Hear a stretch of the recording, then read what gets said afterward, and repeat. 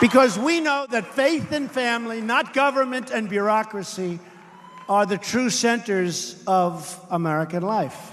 In America, we don't worship government, we worship God.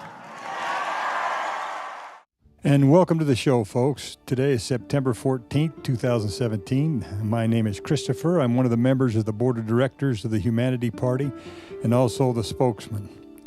The Board of Directors have determined that there's a great need for this particular message today to go out to the world. And we're not going to divulge exactly why it needs to be done. We just know that the message of the Humanity Party, probably one of the most important messages this world could ever listen to, needs to be broadcast. 2 days ago, the United Nations Conference on Trade and Development met in Geneva, Switzerland. They issued a report, and the report was about how they were going to try to help the Palestinian people, how they were going to develop the economy in what they call as the occupied Palestinian territory, known as the West Bank and the Gaza Strip, and also includes the eastern part of Jerusalem. Now, we actually had two of our members of the board of directors that attended this conference and sat in the public place where they could listen to exactly what was going on. And as they sat there and listened to the people, the so-called experts and the people of the United Nations that had met together who were part of this conference, they could see just how passionate they were about trying to help the Palestinian people and trying to discuss, they did discuss certain solutions that they thought might help, how they would assist the Palestinian people. They talked about their framework and their objectives and some of the operational activities that were underway and how they were going to coordinate the resources, mobilize them, and some more recommendations. None of them which will work, none. So for certain reasons that will go undisclosed at this time, the Humanity Party is going to issue their statement in regards to the Palestinian people, regarding, again, the problems that are happening in that part of the world, in much of the Middle East. There was a news report on this, the United Nations conference, and the headline was the UN slams Israel for de-development of Palestine. It talks about how the Palestinian people are in such an economic turmoil at this time, that there is so much turmoil that it's, quote, deteriorating humanitarian conditions of the Palestinian territories. And there's a great concern. The report that they gave, that there's been such a steady decline in the gross domestic product over there in the past 2 decades. And that there's been this Palestinian economic dependence on Israel and what Israel has done in their quest to take over more land and to spread their country in that area of the world. First and foremost, we want the people of the world to know that we take no sides in the issue. We side with human beings and their right to exist upon this planet individually, with liberty, with the ability to pursue whatever religious belief they want.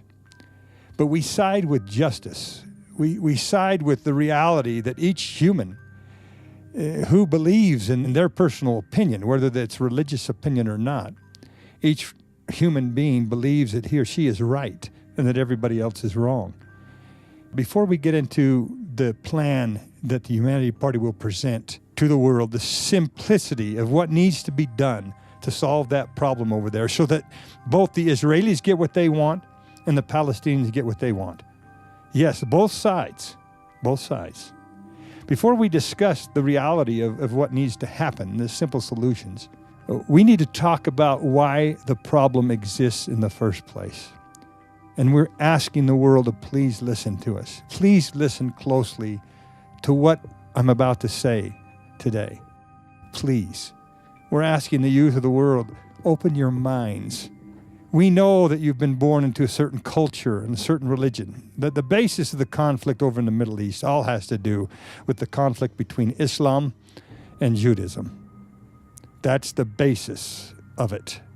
Within Islam, of course, there's a variety of sects that are fighting amongst themselves. There's sectarianism inside the Islamic faith. But what we're going to concentrate on today is the conflict that's going on between the Jews and the Muslims. So if you're Jewish or you're Muslim, we ask you, please listen to us. We're going to explain some things that have never been explained in public, that have never been explained officially by any political party in the world, mostly out of fear. Out of fear that any side that's objectional to what we're going to say, that side might rise up and hurt or kill those who make the statements that we're going to make. Humanity Party is not afraid of anything. We want the real truth to be known. So we're asking, especially the youth of this world who've been raised in these cultures, to think about one thing. Think about yourselves as little children. Think about Palestinian and Jewish children as they play alongside each other. They don't know the difference between their two gods. They don't know the difference between Jehovah, Yahweh, or Allah. They don't know those things. They don't know the difference between the gods, the religions that their families have embraced and in which they have been raised their whole lives. Youth of the world, we're addressing you. You don't know the reality behind these things. All you know is what you've been told and taught your whole life. Before we in this world can end the racism, the prejudice, and the discrimination that is causing all of our problems and anything else that is associated with dividing us and creating inequality among us, we must first consider how all this began. The answer to knowing how it all began is so easy and simple to understand, folks. But few dare to explain it and reveal it as it really is, because most people, especially those who have power and authority, are actually some of the most racist, prejudiced, and discriminatory people in the world. First, let's define each term. Let's define what racism is. Racism is prejudice, discrimination, or antagonism directed against someone of a different race based on the belief that one's own race is superior. Prejudice is best defined as a preconceived opinion that is not based on reason or actual experience. And we're telling the people of the world, the youth of the world, that you're prejudiced towards each other because you've been taught. You've got a preconceived opinion that's been taught to you your whole life that's not based on reason or actual experience or actual history, what really happened.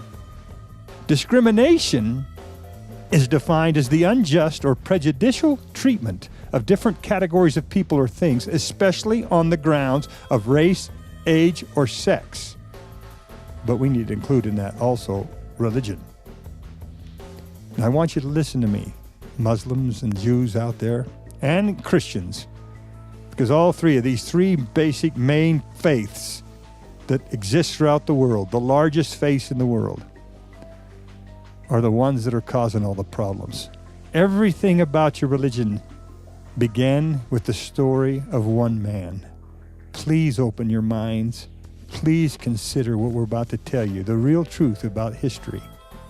It's just one man's story that is completely responsible for most of the racism, prejudice, and discrimination that is causing this world and all of us that live in it to live in fear and chaos, waiting for the next terrorist attack to occur, waiting for the next war. That man was Abraham. Abraham is a character in the Jewish, Christian, and Muslim philosophy about God.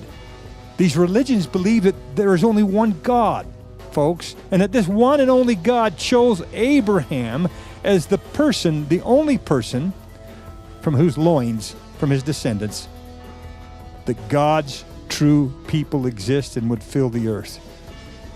They're taught that only Abraham's direct descendants would and should possess and control the entire earth. Quoting from their scripture, "Thy seed, the seed of Abraham, shall possess the gate of his enemies, shall possess the whole earth." The Abraham story explains that God will bless the earth because of Abraham's family. But Abraham was just one human, folks, among millions living at that time when Abraham supposedly existed. In about 2100 BCE, before the Common Era, BC, before Christ, however you base your calendar. But according to Jewish, Christian, and Muslim philosophy, mingled with their scriptures, Abraham was a direct descendant of Adam, who these religions believe was the first human upon earth. Adam was a male and was given all power, authority, and dominion over everything upon the earth, including the first female, according to their story. God, not wanting man to be alone, created a woman that would help him and meet his needs. Quoting from their scripture, "And the Lord God said, it is not good that man should be alone. I will make him an helpmeet for him," unquote. According to the story, women were not created of the same elements as men were, of the dust of the earth, but were created from Adam's own body. A man does not exist to be part of a woman. The woman was designed and exists to be part of the man. But this simply, folks, is not true. We know that we come from the body of a woman.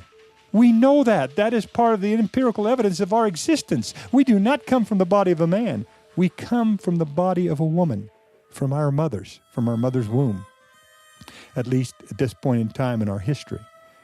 The man does not need the woman, according to the Christian, Muslim, and Jewish faith. The man does not need the woman for any other purpose than to be his helper as he goes about his business, as God intended and gave man power to do, of having, quote, dominion over the fish of the sea and over the fowl of the air and over the cattle and over all the earth and over every creeping thing that creepeth upon the earth, unquote. The man is in charge of the whole earth and everything in it. This is the way that God designed it and intended it to be according to these major religions. Is there any wonder, folks, why women have been discriminated against for thousands of years and why gender discrimination exists today? With this simple explanation of what the majority of people who wield great power in human society, politicians and business people, what they believe about how the two genders came to be, it should be no surprise nor wonder why and how our world is filled with prejudice and discrimination. But racism, folks, exists because of the story of Abraham. Christianity is the world's most popular and populous religion. Islam is second, but neither Christianity nor Islam would exist without Judaism. The foundational premise of these religions is the story of Abraham. Logically, at the time when Abraham supposedly existed, there were many great nations of other races. There were African, black-skinned nations. There were Oriental and other tan-skinned nations that existed in the Western Hemisphere and throughout the islands surrounding the great land masses that made up the Eastern and Western Hemispheres of Earth. Abraham supposedly lived in the Eastern Hemisphere. There were all kinds of races before Abraham existed. But God, according to their stories, according to these major religions, the only God that created the heavens and the earth and gave them to the man Adam to do with what he wanted, chose Abraham's race as God's only race, God's only people. Again, according to these three major religions. There are some Christian sects today that believe that anyone of any race can be part of God's only true race if this person, regardless of skin color, regardless of race, is willing to be adopted into Abraham's family. This adoption takes place through baptism and acceptance of these particular Christian sects, philosophies, and rituals. Listen carefully, youth of this world. Listen carefully to our voice. What if the Bible stories are not true? What if they were all made up? What if the human race didn't start with Adam and Eve? What if the earth was not created in 7 days by a powerful singular God? Keep in mind, folks, what prejudice means. Quote, a preconceived opinion that is not based on reason or actual experience, unquote. Is it reasonable to hold the opinion that the Bible stories are true? Is there any actual experience, any scientific conclusion, any logical or reasonable calculated speculation that any of the Bible stories are true? But in the minds of most of the world's people, they are true. They are the only truth. Thus exists prejudice. According to the Bible, Abraham's race is superior to all other races upon earth. Abraham's race should be, must be, in complete charge of all nations upon earth. Only through Abraham's house, according to these major religions, whether a person is born into this house or adopted into it, shall a person be in the right house, in the only true God's house. The house of Abraham, which was eventually inherited by his grandson Jacob, whose name was changed to Israel, should have, must have, dominion over all the earth. Thus exists racism. The Christians and Muslims, who wouldn't exist without the Jews, are the largest group of people on earth. Most leaders and the majority of government power and authority in this world is in the hands of this group of religious people. Is there any wonder why the nations of the earth implement and force upon their citizens laws that are unjust or prejudicial? Laws that treat different categories of people or things, especially on the grounds of race, age, or sex, unjustly and unequally? Thus exists discrimination. That's how racism, prejudice, and discrimination were started. These divisive and cruel human attributes started and were enhanced because of the first 5 books of the Old Testament, the Torah, often referred to as the books of Moses. But who actually wrote these 5 books, folks? Obviously Moses didn't, because their stories present Moses as a third-person character. Honest research would find that the word Torah did not exist before the word Pentateuch did. The word Pentateuch simply means 5 books in Greek. Greek writers were the ones who were commissioned and paid because of their proven writing skills at the time. They were commissioned by ancient Hebrew leaders to turn Jewish oral history, their stories, their legends, and their traditions that were passed down orally for many generations into a written book, into a written story. These commissioned and expert Greek writers they wrote the 5 books, the first 5 books of Moses, and called them the Pentateuch, which was changed to the Torah, which are the first 5 books of the Christian Old Testament.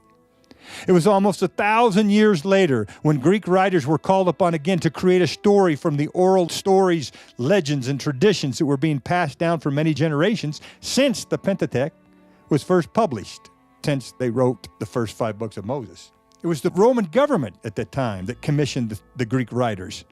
The Roman government needed to unite the people of the great Roman Empire and subdue them and give them hope in a future that seemed at the time to be bleak and dreary.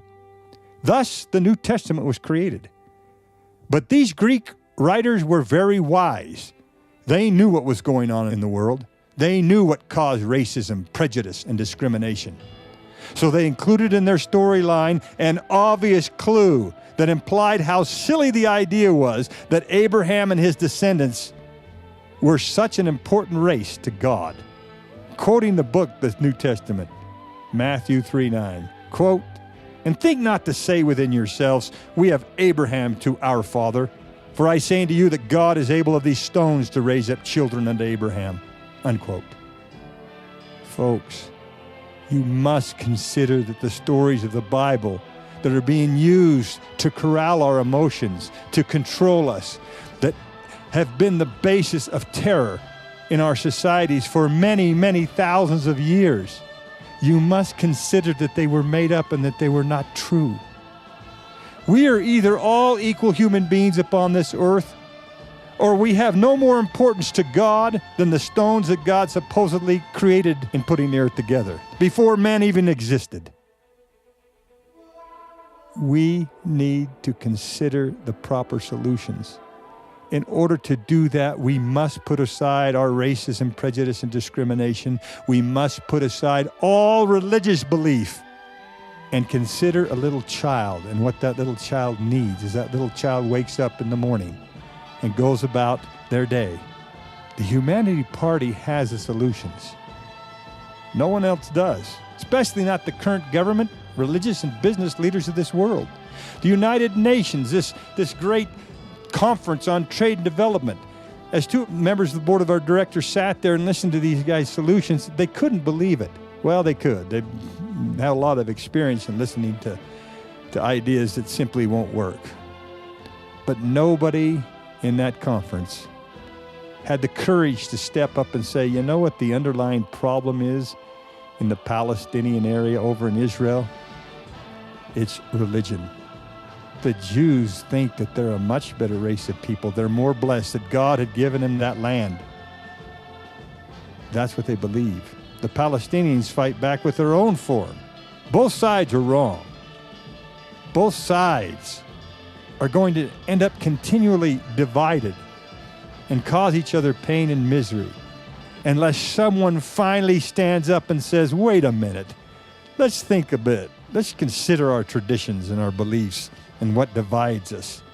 Let's take a good look at them. The Humanity Party wants to solve the situation today, however.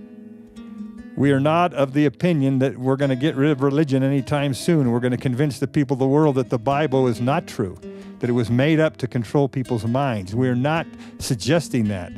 Let the people of the world believe as they must. We are going to explain now how to solve the problem over in the Palestinian areas and in Israel itself, in the Middle East. This is how to solve the problem simply and easily. And the United States of America, one country in this world, they can start to heal that area to solve that problem over there. None of you will ever understand the problems that are occurring over there and the great divide of those people, especially economically, unless you go there and you visit Jerusalem, you visit Israel, and then you visit the West Bank and the Gaza Strip and see just from a border that separates these people, the economic differences between them. Now, some suggest, there's a suggestion that came up, maybe we should fund and start allocate more funds to the Palestinian people in money as we do to Israel.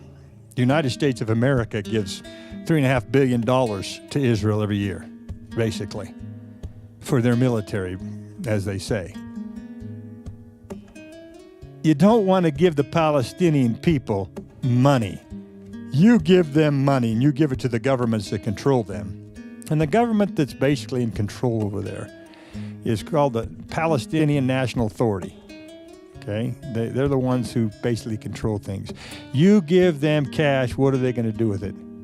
They're going to buy arms. They're going to buy weapons. They're going to buy things to attack Israel. And that's not what we want to do. We don't want to see that happen. So how do we do it? How do we create an economic balance over in that area that's fair to all people, that doesn't take away from the desires of the Jews to live in the land that they believe God has given them, but supports their lifestyle, their materialistic lifestyle, and their better lifestyle, their more westernized lifestyle, all the while at the same time helping the people of Palestine who are suffering incredible economic deprivations. What to do? And so Gaza languishes, neglected, in a region in tumult, and the outlook is bleak. Produce not grown here has to come in from Israel, selling at prices the poor can't afford. Half the population is unemployed. Wages have crashed. If the United States government stepped up and issued, for example, food stamps, a food stamp program in the West Bank, the Gaza Strip, and in East Jerusalem to all the Palestinian people, didn't give it to the Israelis, issued food stamps to the Palestinian according to their needs. If you're there and you're a Palestinian, you get a certain amount of food stamps. When I say food stamps, folks, those of you who don't know what that program is, it's a program that was set up by the United States after the Great Depression that basically allowed people the opportunity, gave them stamps, actual stamps, with which they could purchase food in the store. And the government would just issue them. Now they're electronically issued through what's called an EBT card, an electronic benefits transfer card. The Humanity Party suggests starting there, starting with a food program, giving the Palestinian people American dollars-backed EBT cards. Cards that guarantee them fresh, healthy food. And guess what's going to happen? We got to back up because we take away the $3.5 billion of cash that is given to the Israeli government, and we tell the Israeli government this: we're going to give the Palestinian people, you guys can believe what you want in your religious beliefs, but we're going to economically give $3.5 billion to the Palestinian people in the form of food stamps, vouchers for rent and utilities, vouchers for medical and health care, vouchers for education. We're going to give the Palestinian peoples the ability to purchase the basic necessities of life, and that's all. We're not going to give them cash. We're going to tell the Israeli people, if you want to get your money to buy your weapons, to support your people and your way of life, you got to get that money from the Palestinians. And you can't rob, and you can't steal it. The only way you're going to get it is through the program that we set up in the Palestinian areas, an economic plan that allows the Palestinian people to have the money on their EBT cards, on a card, and like a debit card, that says, Israelis, if you want that money, you go get it. And the only way you're going to get it is to provide the basic necessities of life to these people. That's right. That's the only way you're going to get any help from the United States of America. The money will be there. It'll be in the hands of the Palestinian people, not in the hands of the Palestinian government, in the hands of the Palestinian people. Give them the economic wherewithal or the means to purchase the basic necessities of life. Israel, you get your money that way. We're no longer going to give it to you in foreign aid. Can you imagine the cooperation would be forced over in that area? Because the wealthy in Israel, they want that money. They want that U.S.-backed money. They know it's good. So what are they going to do? You think they're going to keep those borders closed? No. Yes, they're going to have to increase security somewhat. But just imagine how the Palestinian people are going to feel when for the first time in their existence, the United States of America recognizes them as human beings, not as terrorists, as human beings in need, that have an economic need. Just think of how they would feel towards the United States, towards the rest of the world. The United Nations, they don't have the power and the means to offer that to the Palestinian people, to offer this simple solution. They don't. The United States of America, who began or put together, established the United Nations, who established the World Bank, who established the International Monetary Fund, they are the ones with the power and the means and the control of the economic situation in this world to do what the Humanity Party suggests. Look what we're suggesting. This could be done in a week. These cards could be printed up and delivered to the Palestinian peoples, and then the Jews, the Israeli people, are going to know, well, geez, we're not going to get any foreign aid. Foreign aid is going to the Palestinian peoples in their individual hands on their card. We got to provide them with food, shelter, utilities, a house, good health and mental care, education, in order for us to get that money from the United States. That would be the beginning of creating peace in that world. When we know as a Humanity Party that chances are very low at this time in our existence as people upon this earth that we're going to get rid of religion anytime soon. Because religion provides people with hope. Religion provides people that are in an economic bad spot to have hope. They have to depend on something. They're being treated terrible by the rest of the world. Nobody even looks at them as anything but terrorists. So they have to depend on the only thing they can that gives them solace, that gives them hope, that gives them value in life. And that's their religion. That's their God.